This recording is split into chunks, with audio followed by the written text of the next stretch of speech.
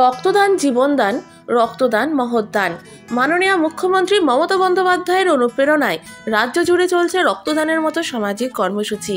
রবিবার কলকাতার কাশীপুরের 1 নম্বর ওয়ার্ডে স্বেচ্ছায় রক্তদান, বিনামূল্যে স্বাস্থ্য পরীক্ষা শিবির, কানের শ্রবণ যন্ত্র প্রদান ও কম্বল বিতরণের আয়োজন করা হয়। এই অনুষ্ঠানের প্রধান উদ্যোক্তা অভিজিৎ মণ্ডল ওরফে রানা। কাশীপুর সুভাষ সংঘের পরিচালনায় রক্তদান সহ একগুচ্ছ কর্মসূচি অনুষ্ঠিত হলো এই দিন উপস্থিত ছিলেন কলকাতার উপমহানাগরিক ও বিধায়ক অতীন ঘোষ। এছাড়া উপস্থিত ছিলেন স্থানীয় পৌরপিতা কার্তিক চন্দ্র মান্না, পৌরপিতা রামকৃষ্ণ পাল, পৌরপিতা শান্তিরঞ্জন কুণ্ডু, পৌরপিতা অমর পাল, পৌরমাতা ডালিয়া মুখার্জি, পৌরপিতা তথা বড়ো একের চেয়ারম্যান তরুণ সাহা, যুবনেতা সৌম্য বক্সী, প্রিয়দর্শিনী ঘোষ বাওয়া, শেখ ইশতিয়াক, হিরো আনোয়ার খান সহ অন্যান্যরা। এই দিন প্রায় শতাধিক মানুষ রক্তদান করেন, পাশাপাশি 600টি কম্বল বিতরণ করা হয়।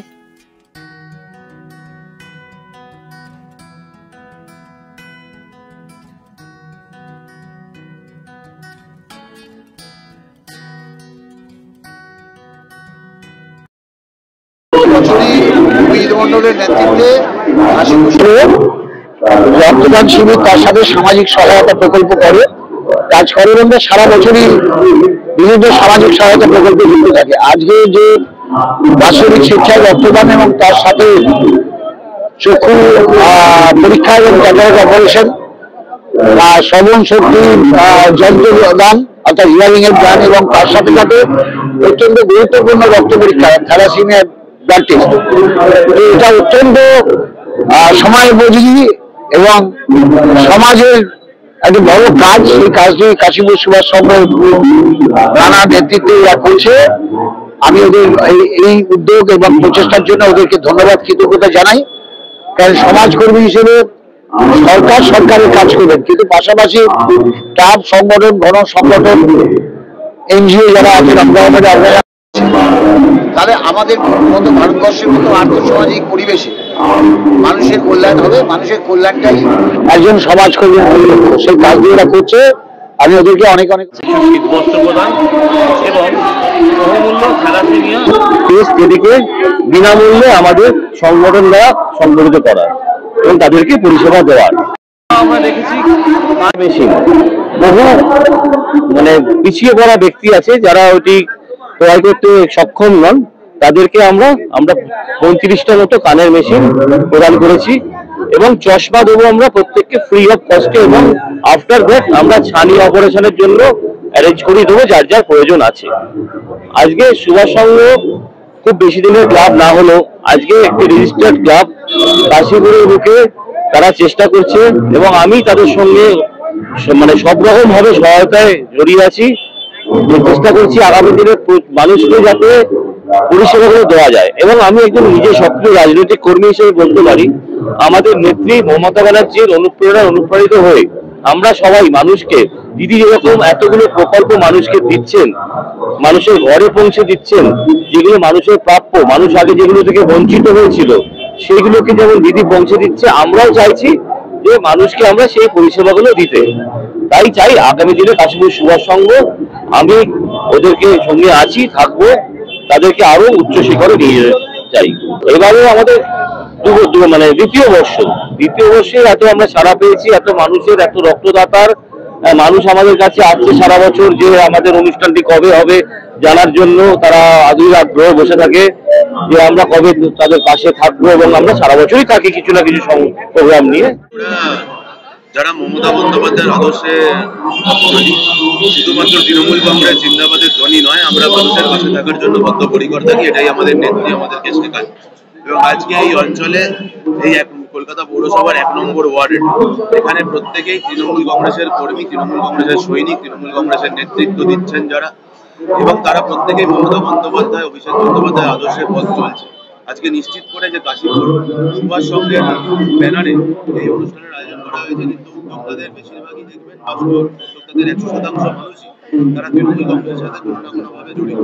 তাই মমতা বন্দ্যোপাধ্যায়ের এই আদর্শকেই তারা পাথেয় করে মানুষের পাশে আজকে পৌঁছে যাওয়ার জন্য অঙ্গীকারবদ্ধ হয়েছে।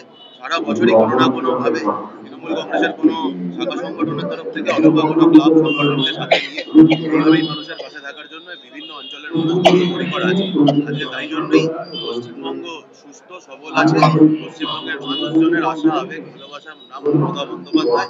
তারা মমতা বন্দ্যোপাধ্যায়ের ওপর এভাবে আশীর্বাদ ভালোবাসা দোয়া রেখেছেন আগামী বিগত দিনগুলিতে, আগামী দিনেও এইভাবেই মমতা বন্দ্যোপাধ্যায়ের সৈনিকদের এই প্রয়াসকে বাধ্য করে মমতা বন্দ্যোপাধ্যায়ের বিজয়রথ আগামী দিনেও তত্তর করে। প্রথম কথা হচ্ছে, এরকম একটা অনুষ্ঠান 1 নম্বর ওয়ার্ডে যে হচ্ছে, এটা অনেক বড় কথা। এবং রানাদা আমাদের তৃণমূল কংগ্রেসের পরিবারের একজন সদস্য বলেই এত সুন্দর একটা চিন্তা ভাবনা তার মাথাতে এসেছে। এবং শুধু ব্লাড ডোনেশন ক্যাম্প না, নানা রকম স্বাস্থ্য পরীক্ষা শিবির চলছে এবং ফলমূল উপহার দেওয়া হচ্ছে। খুব ভীষণ ভীষণ ভালো লাগছে এই ধরনের একটা অনুষ্ঠানে আসতে পেরে, এবং এই অনুষ্ঠানের সর্বাঙ্গীন সাফল্য কামনা করি। সবাই ভালো থাকুক, সুস্থ থাকুক। আজকে এই দিয়ে আমি পঞ্চম রক্তদান শিবিরে এলাম, আর সবই আমাদের দলের কর্মীরা করছে, কিন্তু সবসময় আমরা দল সামনে রাখি না। আমরা সবসময় মানবিকভাবে মানুষকে সামনে রেখে যে অনুষ্ঠানগুলো করি, সেটা হলো রক্তদান শিবির। আজকে রানা যে অনুষ্ঠান করেছে, সেই অনুষ্ঠানে আরো ভ্যারাইটি আছে।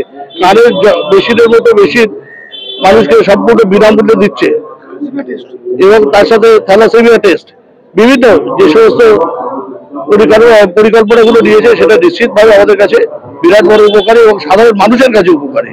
আমরা সবসময় সাধারণ মানুষের জন্য কাজ করি, এটাই আমাদের নেত্রীর সবচেয়ে বেশি আদর্শ, এবং নেত্রী বরাবরই একই কাজ করে এসছে, বরাবর নির্বিশেষে সব লোকের জন্য কাজ করে। বছর আসি, এবছরে এসেছি। অভিজিৎ মণ্ডল, রানা খুব আন্তরিকতার সাথে এই মহতী উদ্যোগ আয়োজন করে।